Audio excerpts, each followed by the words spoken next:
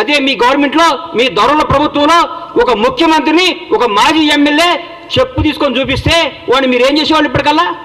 ఏం చేసేవాళ్ళు సార్ మీరు?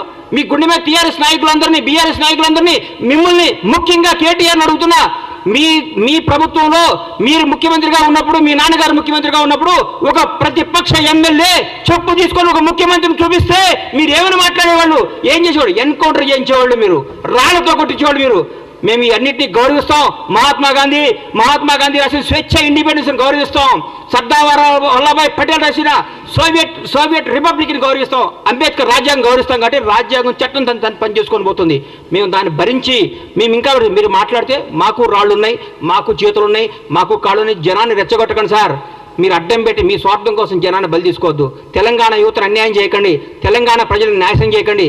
మీరు రెచ్చగొట్టే విధానం మారుకోండి. పోరాడండి, కష్టపడండి, ఎందుకు ఓడిపోయింది తెలుసుకోండి.